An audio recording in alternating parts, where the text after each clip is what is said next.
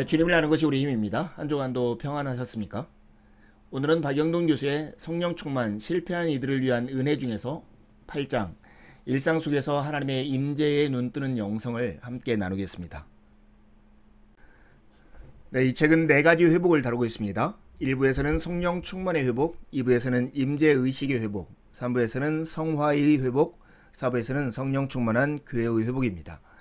우리는 2부 네 번째 시간 일상 속에서 하나님의 임재에 눈뜨는 영성을 나눌 차례인데요. 신앙을 일상의 세속적인 일들과 연결시키지 못하는 것은 우리의 영성이 안고 있는 근본적인 문제입니다. 참된 기독교 영성의 핵심은 하나님으로 충만한 세계 속에 살고 있다는 분명한 의식을 가지고 살아가는 것입니다. 일상의 영성을 개발하는 것은 매우 시급합니다. 왜 주일날 교회에 그렇게 많이 모이는 그리스도인들을 주중에 세상 속에서는 찾아보기 힘들까요?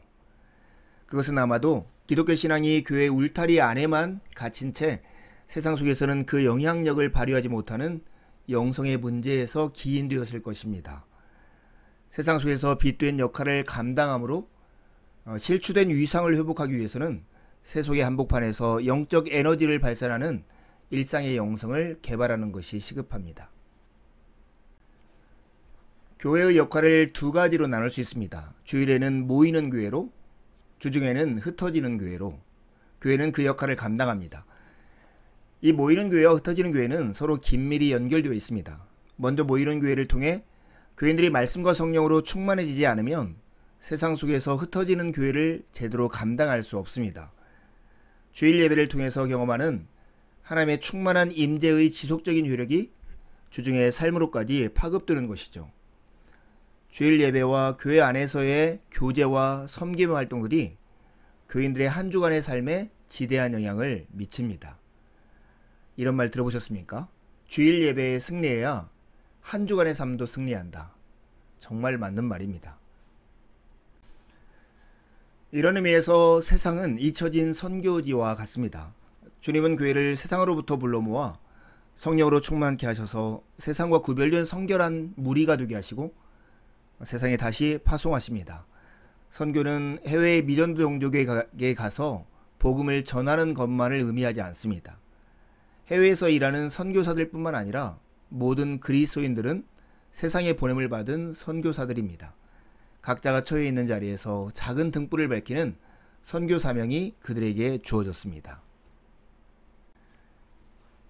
하나님은 일상 속에도 우리의 삶에 임재하십니다. 그런 의미에서 기독교 영성의 핵심은 삶의 모든 영역에서 영적 존재가 되는 것입니다. 신앙을 일상의 세속적인 일들과 연결시키지 못하는 것은 우리의 영성이 안고 있는 근본적인 문제입니다. 참된 기독교 영성의 핵심은 하나님으로 충만한 세계 속에 살고 있다는 분명한 의식을 가지고 사는 것입니다. 세상의 평범한 것들 속에서 하나님의 임재와 신비의 눈뜸을 의미합니다. 영적인 신자는 예배와 기도 속에서뿐만 아니라 일상의 자질구레한 일들 속에서도 하나님의 임재를 느끼며 삽니다. 마이클 프로스트가 이렇게 얘기했습니다. 기독교 신앙은 비종교적인 속세에서 벗어나 하나님의 임재 속으로 피하는 법을 가르치는 것이 아니라 이미 이 세상 속에 계시는 하나님을 발견하는 법, 평범한 것을 취해서 그것이 하나님께 속한 것임을 인정함으로써 그것을 거룩하게 만드는 법을 가르쳐야 한다. 일상 속에서도 항상 하나님의 임재 속에 살기 위해서는 우리는 어떻게 해야 할까요? 일상 속에서도 항상 하나님의 임재 속에 살기 위해서는 바울의 말대로 성령을 좇아 행해야 합니다.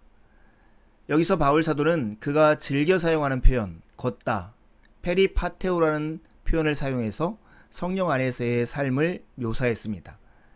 걷는 것이 일상적인 일인 것처럼 성령을 좇아 행하는 것도 일상 속에서 성령과 동행하는 삶을 의미합니다.